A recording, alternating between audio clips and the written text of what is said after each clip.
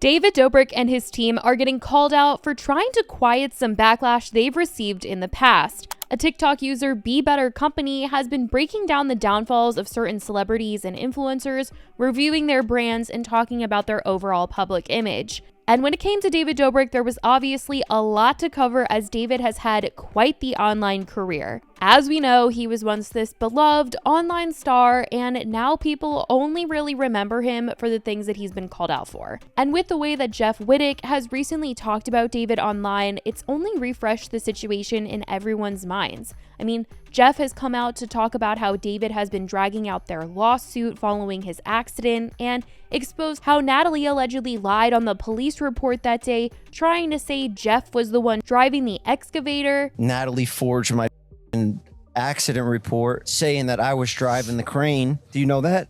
Yes. Did I ever say that on the internet publicly? I don't think so. Should probably save it for court. She wrote on a accident report that I was driving the crane. Yeah. Which is so ridiculous. And I didn't listen to anybody. Like, the thing is nuts. When it comes out and trial happens, I swear I will get that live streamed and cry. Like, I cannot wait for people to hear the real story. Which I still don't understand, because how could Jeff be driving and also get injured the way that he did? And how did they expect to combat the footage that was captured that day? Like, literal evidence. How were they planning on switching up the story? I mean, truly, it was already an insane situation what happened with Jeff, but the information that keeps coming out about it only makes things that much worse for David and his overall image. And as a result of everything that's come out about him, he's laid pretty low online, only really posting on Snapchat for the most part. And business-wise, the only thing he seems to be focused on these days is his pizza place, which is still up and running.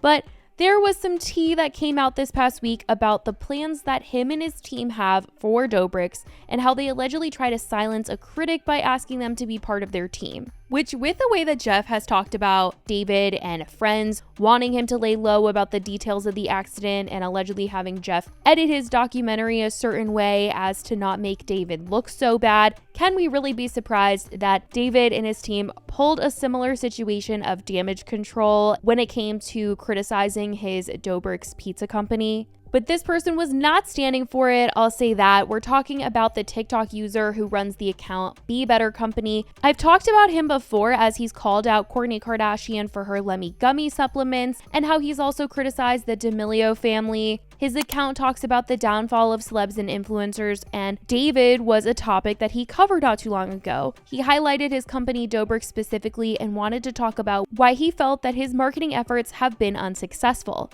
He felt the company was a cash grab and that it seemed to be something that David just did because his last name could be a funny pizza pun. He noted that when it launched, people were not happy with the product itself as there were tons of complaints about the pizza being cold, them not providing the entire menu.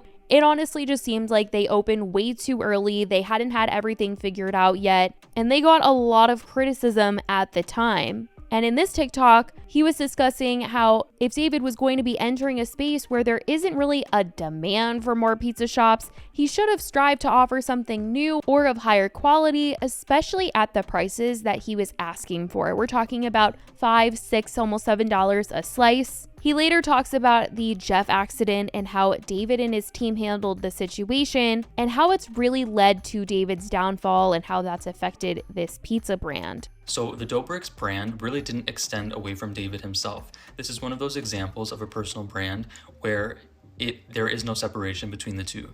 Doughbriks' last name is on the door, his face is on the logo. There is no Doughbriks brand without David himself. And this is a little bit of a scary place to be as well, because as we've seen in other cases, if the individual themselves is the anchor of the brand, they are subject to controversy and issues and decreases in views and attention that's going to affect the entire company. And that's exactly what we saw happen with the Jeff Wittek controversy. David underwent one of the most serious PR scandals in YouTube history when he almost unalived his friend on camera.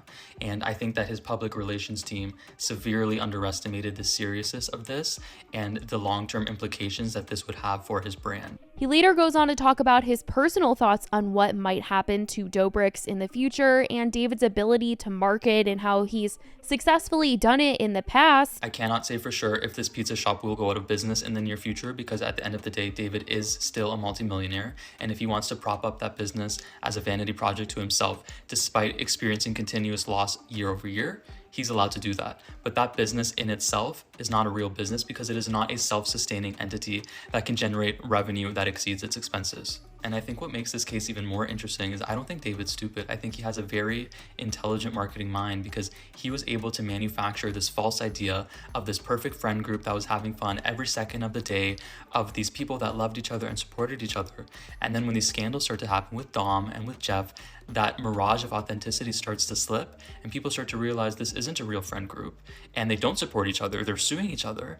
And sort of your entire show, so to speak, because it really is a TV show that's been manufactured for you to appear real, is gone, and that authenticity is gone. And I think that too much time has now elapsed where he hasn't been making vlogs, that his relevance has gone down significantly, which is why his main source of income is only coming from Snapchat. Now, obviously, this isn't a video that's giving David his flowers or anything. This was an extremely critical video on David, calling him a narcissist and judging his brand identity. But it turns out the team saw this video and they wanted to say something nice about it. They wanted to reach out to the creator, ask him if he wanted to work alongside them as a consultant to market their next mission for Doughbriks, which is to make frozen pizzas that will be sold in stores. He talked about all of this after reviewing David's Doughbriks pizza, which he did not like at all. No surprise there, since it hasn't really gotten rave reviews. But this creator ended up feeling like David's team reaching out was all just a move to silence him in a way, and he did not have a good feeling about this. I don't know if I should say this story, but a while back I posted a video about David Dobrik called The Downfall of David Dobrik. And pretty much immediately after I posted that video, I think it was the next day, someone reached out to me on Instagram and he said, "Hi, we work with David Dobrik and we absolutely love that video that you posted. We felt like it was very informative and very helpful." And I said, "Really? Oh, I'm shocked that you liked that video," because I was very critical. He basically said, "Yeah, we really liked to hear your different perspective and we would be interested in kind of having a phone call with you to sort of have you on for some consulting services and get your input, because we are trying to expand the Doughbriks pizza brand into retail with a frozen pizza." So I immediately felt like this was a sketchy situation, because it's actually happened in the past before where I had posted a video, it went viral, and then the people in question essentially wanted to hire me as a consultant to help them, when in reality they just did that because they knew they would have control over me financially to coerce me into deleting the video. And obviously, if you're working with somebody, you're not going to be making follow-up videos, right?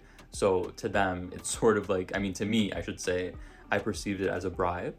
And I perceived it as a bribe when David Dobrik's team did it. And I perceived it as a bribe when the other individuals did it that I'm not going to mention, because I'm not trying to create any more trauma than I've already created. He showed a screenshot of what he replied to them, saying, "I think I'm going to have to very politely decline. I work full-time as a marketing consultant, so I don't have time to take calls with everybody that wants advice. I don't wish to align myself with David Dobrik's brands or help his team because I don't agree with the things he's done.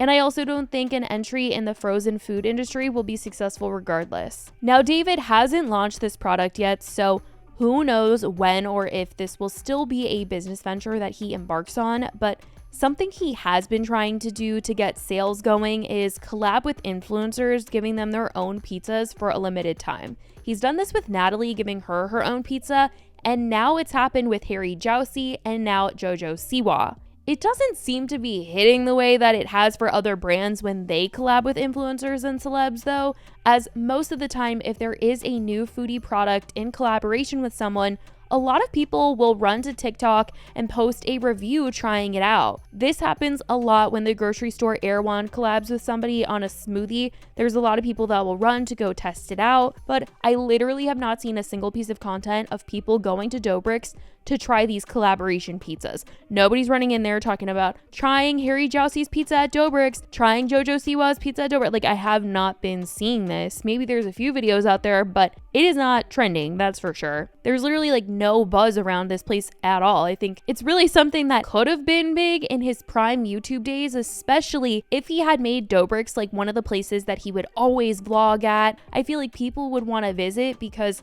it would feel kind of like a public set. But since he's done with that, it just feels like a place that he slapped his name on. He has collabed with a hotel in West Hollywood called Pally House. He has a pizza shop walk-up window attached to it, and recently they announced that they're doing Doughbriks room service. It is such a random collaboration, and I'm not sure how this even came to be, you guys. I was at lunch with one of my friends. We were at this coffee shop right across the street from Pally House, and I was like, what is that? Like, why is there a window with Doughbriks on it? And it turns out that they're collabed, and he's offering this at this place. I was like, this is the most random thing ever. Like, who is getting this? I am just so confused. Like, these are just such random and interesting business decisions that he's making. But I want to know what you guys think about the fact that David and his team try to combat the criticism by getting this guy on their team. Do you think it was to silence him? And what do you think about the collabs that he has been doing with Doughbriks? Let me know all your thoughts. I love you guys so much, and I will talk to you in the next video. Bye, guys.